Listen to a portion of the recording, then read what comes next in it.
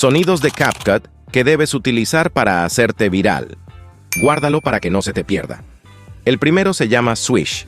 Te servirá para hacer todo tipo de transiciones y combinar un video con otro.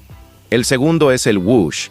Este efecto de sonido es uno de los más utilizados en la plataforma y que se encuentra siempre en todos los videos virales. El último se llama Ping y puede ser utilizado para mostrar algún icono u objeto dentro de un video. Síguenos para más contenido relacionado.